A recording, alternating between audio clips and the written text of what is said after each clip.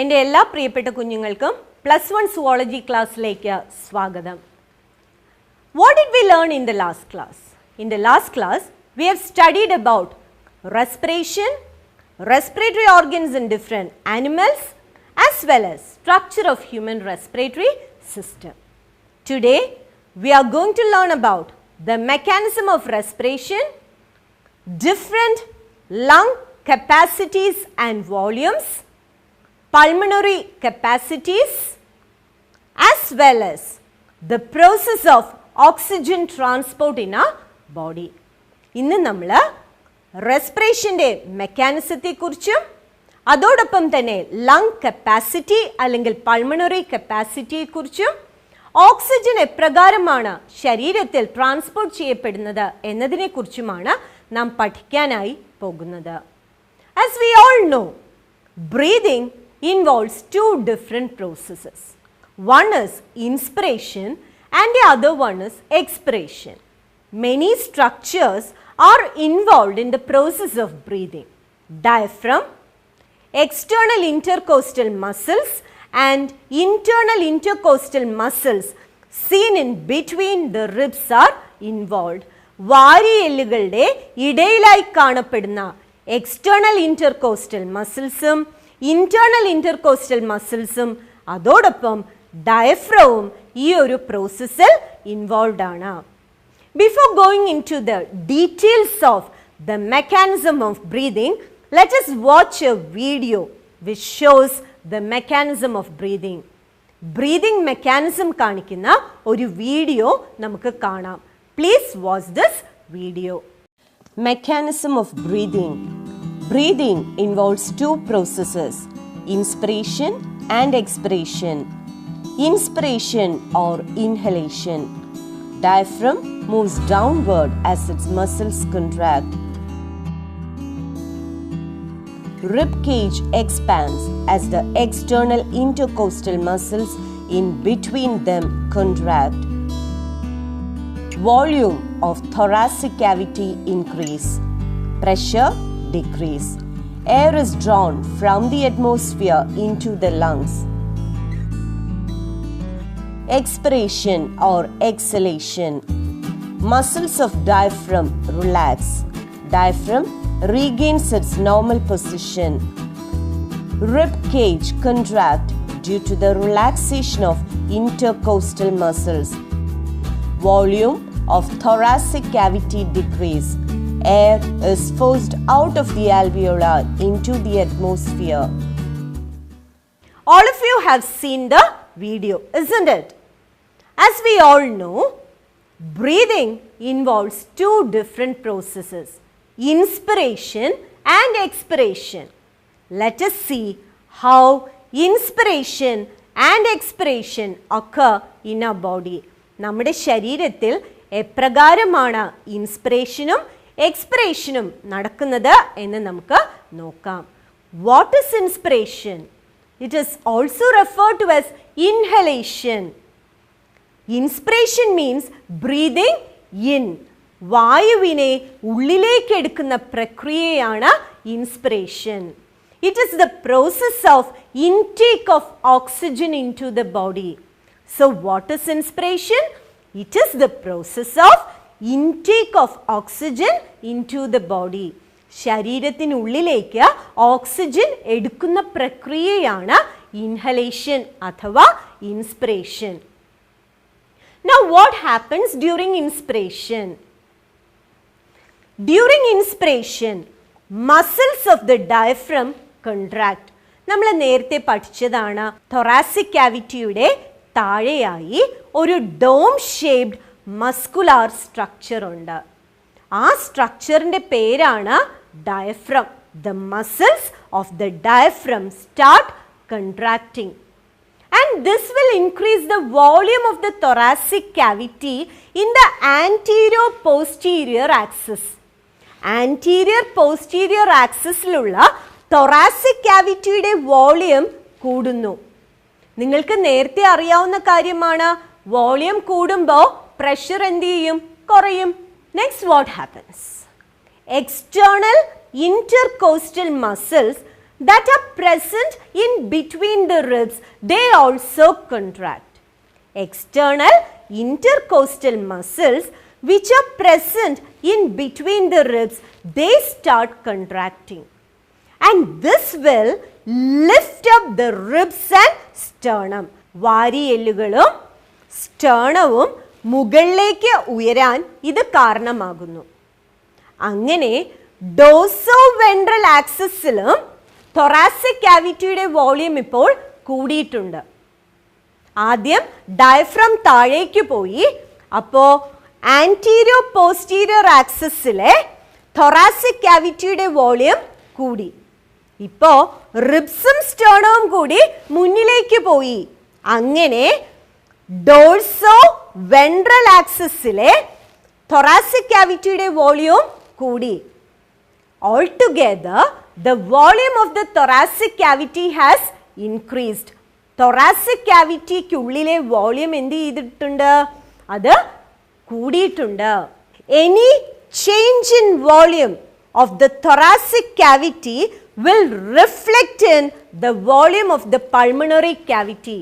ഈ thoracic cavityയുടെ വോളിയത്തിൽ വരുന്ന ഏത് വ്യതിയാനവും പൾമണറി ക്യാവിറ്റിയിലെ വോളിയത്തിൽ വ്യതിയാനം ഉണ്ടാക്കും എന്ന് നമ്മൾ നേരത്തെ പഠിച്ചതാണ്. So here the volume of the thoracic cavity has increased. As a result, what will happen? The pressure will decrease. ഇതിനുള്ളിലെ പ്രഷർ കുറയുമ്പോൾ അന്തരീക്ഷത്തിൽ നിന്നുള്ള വായു ഉള്ളിലേക്ക് ഇരച്ചു കയറാനായിട്ട് തുടങ്ങും. As the pressure within the thoracic cavity decreases, the air from outside will rush into the thoracic cavity or it will enter into the body. Increase in pulmonary volume will decrease the intrapulmonary pressure. Pulmonary ക്യാവിറ്റിയുടെ volume കൂടുമ്പോൾ അതിനുള്ളിലെ pressure കുറയുന്നു. And as intrapulmonary pressure decreases, air from outside will rush into the body. Intrapulmonary pressure കുറയുമ്പോൾ പുറത്തു നിന്നുള്ള വായു ശരീരത്തിനുള്ളിലേക്ക് കയറുന്നു. This is how inspiration occurs. What is expiration? Expiration is the process of letting out of carbon dioxide from the body to the atmosphere. ശരീരത്തിൽ ഉണ്ടാകുന്ന carbon ഡയോക്സൈഡിനെ പുറന്തള്ളുന്ന പ്രക്രിയയാണ് expiration അഥവാ exhalation. Or it is the process of breathing out. What happens during expiration? Or how does expiration occur? എങ്ങനെയാണ് expiration നടക്കുക? The muscles of the diaphragm, they relax. നേരത്തെ inspiration നടക്കുന്ന സമയത്ത് കൺട്രാക്ട് ചെയ്ത ഡയഫ്രത്തിന്റെ മസിൽസ് റിലാക്സ് ചെയ്യുന്നു. And this will bring the diaphragm back to its normal position. ഡയഫ്രത്തിനെ അതിൻ്റെ പൂർവ്വസ്ഥിതിയിലേക്ക് കൊണ്ടുവരുന്നു. The muscles of the diaphragm relax and diaphragm will return back to its original position. External intercostal muscles also relax and this will bring them also back to their normal position. അവരും പൂർവ്വസ്ഥിതിയിൽ എത്തിച്ചേരുന്നു. തൽഫലമായി thoracic ക്യാവിറ്റിക്കുള്ളിലെ volume കുറയുന്നു. Diaphragm പൂർവ്വസ്ഥിതിയിലെത്തുമ്പോൾ thoracic ക്യാവിറ്റിയുടെ volume കുറയുന്നു. അതുപോലെ തന്നെ intercostal muscles പൂർവ്വസ്ഥിതിയിലെത്തുമ്പോഴും thoracic ക്യാവിറ്റിക്കുള്ളിലെ volume കുറയുന്നു. As the volume inside the thoracic cavity decreases, intrapulmonary pressure will increase. Intrapulmonary pressure കൂടിയാലോ ഉള്ളിൽ നിന്നുള്ള വായു പുറത്തേക്ക് പോകാനായിട്ട് തുടങ്ങും. As a result, the air from inside the lungs is forced out of the body and thus expiration occur. Do you know how the volume of air that is involved in breathing is estimated? നമ്മുടെ breathing പ്രോസസ്സിൽ involve ആയിട്ടുള്ള എയറിൻ്റെ അളവ് എങ്ങനെയാണ് estimate ചെയ്യുന്നതെന്ന് അറിയാമോ? It is estimated using spirometer or pulmometer. Spirometer അല്ലെങ്കിൽ pulmometer ഉപയോഗിച്ചിട്ടാണ് നമ്മുടെ ശരീരത്തിലെ ബ്രീതിങ് പ്രോസസ്സിൽ ഇൻവോൾവ് ആയിട്ടുള്ള വായുവിൻ്റെ അളവ് നിർണ്ണയിക്കുന്നത്. What is spirometer or pulmometer? It is an apparatus used to estimate the amount of air involved in breathing. ശ്വസനത്തിൽ ഇൻവോൾവ് ആയിട്ടുള്ള വായുവിൻ്റെ അളവ് അല്ലെങ്കിൽ തോത് കണ്ടുപിടിക്കാൻ ഉപയോഗിക്കുന്ന ഒരു ഉപകരണമാണ് സ്പൈറോമീറ്റർ അല്ലെങ്കിൽ പൾമോമീറ്റർ.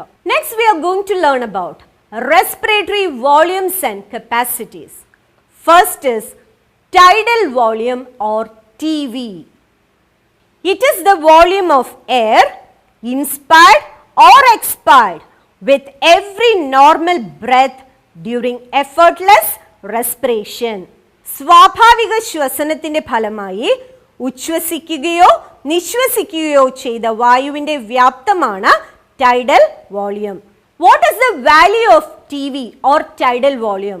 It is equal to 500 ml. Tidal volume is equal to 500 milliliters. Next is inspiratory reserve volume or IRV. Inspiratory reserve volume or IRV. It is the extra volume of air that can be inspired beyond the normal tidal volume. Forcibly ഒരു വ്യക്തിക്ക് അധികമായി ഉച്ഛ്വസിക്കാൻ സാധ്യമായ വായുവിൻ്റെ വ്യാപ്തമാണ് inspiratory reserve volume. What is the value of IRV or inspiratory reserve volume? It is equal to 2500 to 3000 ml of air.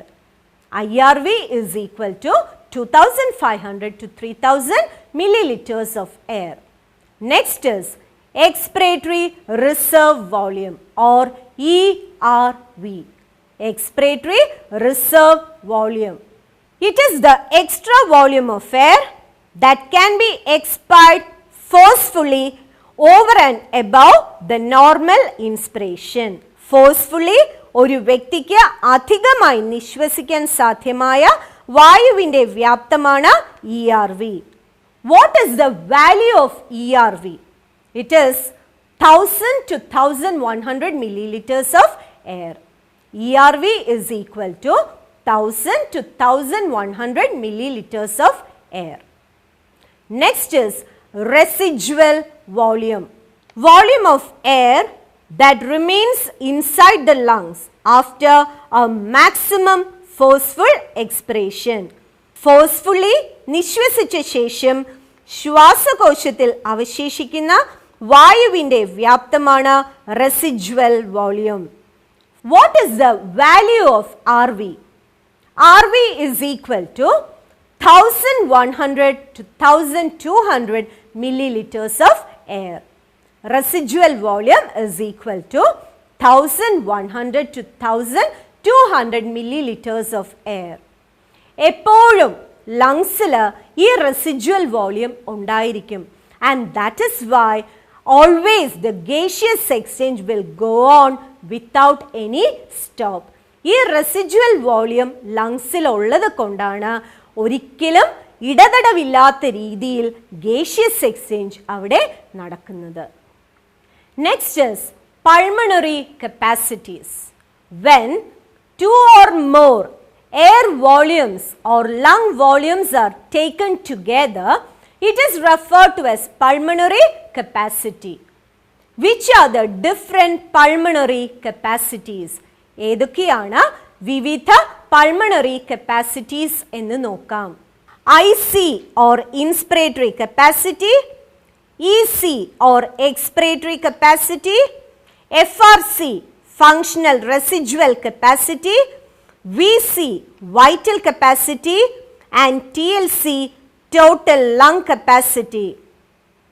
First we'll study about inspiratory capacity or inspiratory volume, IC or IV.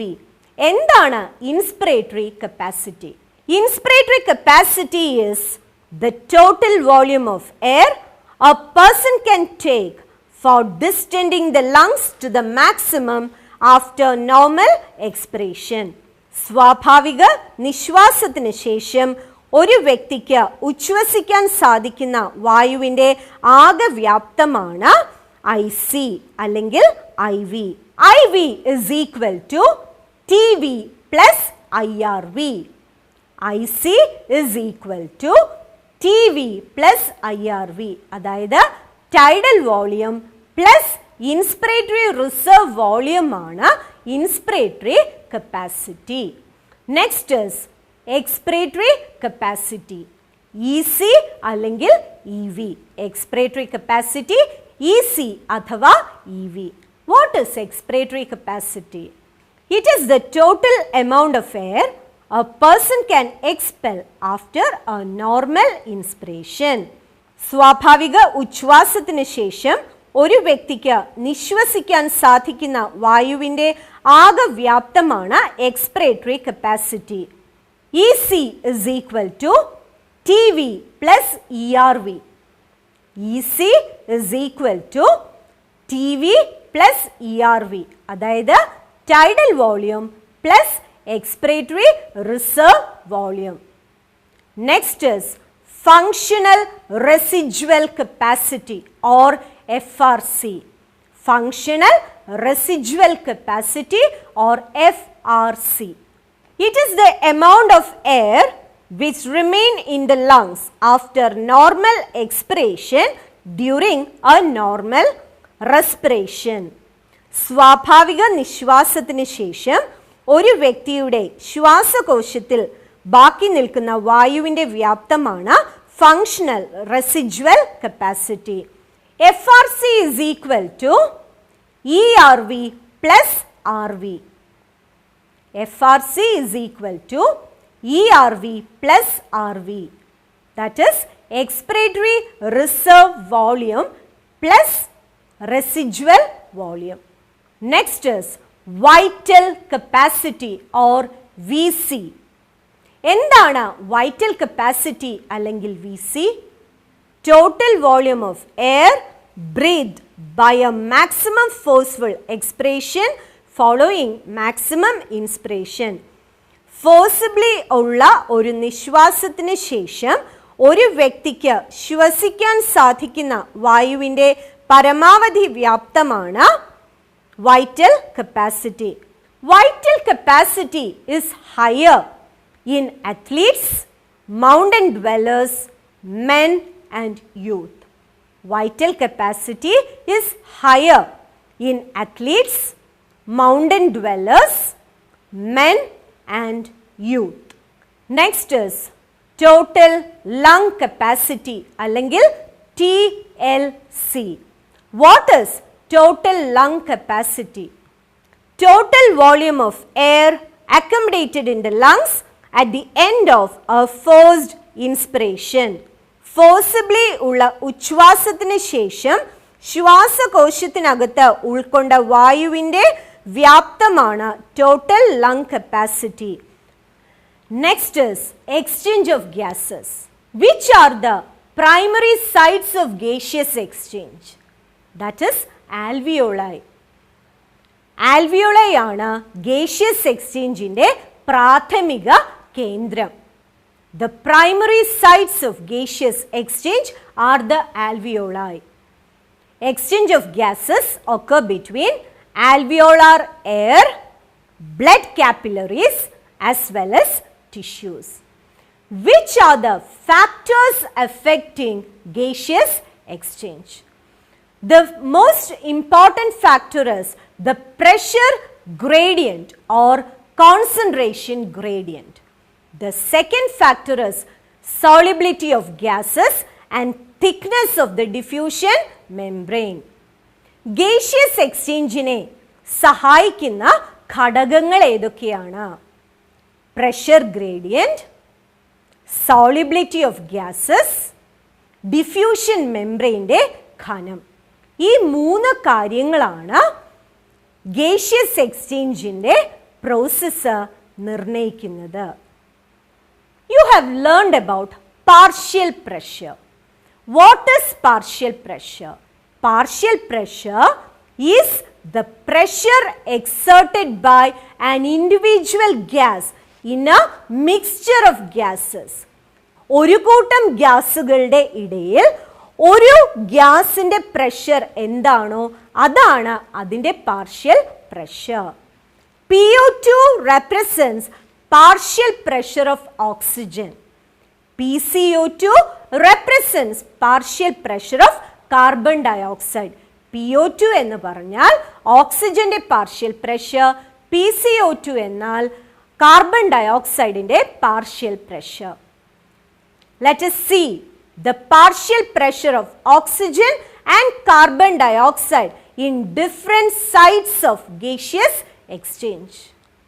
Respiratory gas, oxygen. In atmospheric air, it is 159, whereas in alveoli, it is 104. So, oxygen will move from atmospheric air to alveoli. In deoxygenated blood, partial pressure of oxygen is 40, and in oxygenated blood, it is 95. In tissues, PO2 is 40. And in oxygenated blood it is 95. So, oxygen will move from oxygenated blood to tissues. The partial pressure of carbon dioxide is 0.3 in atmospheric air, whereas it is 40 in alveoli. And so, from alveoli, carbon dioxide will move to the atmosphere. In deoxygenated blood it is 45, and in oxygenated blood it is 40, whereas in tissues it is 45. So, carbon dioxide will move from tissues to blood. Diffusion membrane or respiratory membrane. Alveolar wall with a rich network of capillaries serves as the diffusion membrane. Alveolar wall with a rich network of capillaries serves as the diffusion membrane. Alveolar wall അതിനോടൊപ്പം ചേർന്ന കാപ്പിലറീസും കൂടെ ചേർന്നാണ് diffusion membrane ആയിട്ട് act ചെയ്യുന്നത്. And it has got 3 layers. Diffusion membrane അല്ലെങ്കിൽ respiratory membrane 3 layers ആണുള്ളത്. ഏതൊക്കെയാണ് ആ 3 layers എന്ന് നോക്കാം. It has got a thin squamous epithelium of alveoli, endothelium of alveolar capillaries, and a basement membrane in between them. The diffusion membrane or respiratory membrane is formed of thin squamous epithelium of alveoli, endothelium of alveolar capillaries, basement membrane in between them. 3 layers അതിനുണ്ടെങ്കിലും അതിൻ്റെ thickness should be less than 1 millimeter. അതിന് 3 layers ഉണ്ടെങ്കിലും അതിൻ്റെ ഘനം 1 millimeterന് താഴെയായിരിക്കണം. Next is solubility of gases. Carbon dioxide is 20 to 25 times more soluble than oxygen. ഓക്സിജനുമായി താരതമ്യം ചെയ്യുമ്പോൾ carbon ഡയോക്സൈഡിൻ്റെ solubility വളരെ കൂടുതലാണ്. And so carbon dioxide will diffuse much faster than that of oxygen. Next is transport of gases. Which is the medium of transport? Yes, as you all know, the medium of transport is blood. So now we are going to study about oxygen transport. RBC has an iron containing pigment called hemoglobin. Under high partial pressure of oxygen, hemoglobin will bind with molecules of oxygen. One molecule of hemoglobin can bind with 4 molecules of oxygen. ഓക്സിജൻ ഹീമോഗ്ലോബിനുമായി bind ചെയ്ത് ഉണ്ടാകുന്ന മോളിക്യൂളാണ് oxyhaemoglobin. Hb plus O2 gives HbO2. 97% of oxygen is transported as oxyhemoglobin. In the tissues, partial pressure of oxygen is less. As a result, oxyhemoglobin will dissociate to release these molecules of oxygen. And this process is referred to as deoxygenation of hemoglobin. Tissues oxygen partial pressure കുറവായത് കാരണം oxyhemoglobin dissociate ചെയ്യുകയും haemoglobin oxygen മോളിക്യൂളിനെ release ചെയ്യുകയും ചെയ്യുന്നു. ഇതിനെയാണ് ഡീഓക്സിജനേഷൻ of haemoglobin എന്ന് വിളിക്കുന്നത്. 100 millilitre രക്തത്തിന് ഏകദേശം 4.6 മില്ലിലിറ്റർ ഓക്സിജൻ കലകളിൽ എത്തിക്കാനായി സാധിക്കും. That is approximately 5 ml. Each 100 ml of blood will transport around 4.6 milliliters of oxygen to the tissues. Only a small amount of oxygen is transported by dissolving in plasma. പ്ലാസ്മയിൽ അലിഞ്ഞ വളരെ കുറച്ച് amount oxygen മാത്രമേ transport ചെയ്യപ്പെടുന്നുള്ളൂ. What all things did we learn today? We learned about the mechanism of inspiration, the mechanism of expiration, especially those structures which are involved in these processes, the various pulmonary volumes, pulmonary capacities, as well as oxygen transport. തുടർ പ്രവർത്തനങ്ങൾക്കായി ചില ചോദ്യങ്ങൾ രേഖപ്പെടുത്തിക്കൊള്ളുക. Please note down these questions. First question, construct a flow chart showing the process of breathing. Construct a flow chart showing the process of breathing. Second question, write notes on mechanism of breathing, tidal volume, residual volume, total lung capacity, vital capacity. Write notes on mechanism of breathing, tidal volume, residual volume, total lung capacity and vital capacity. Third question, explain the process of oxygen transport in our body. Explain the process of oxygen transport in our body.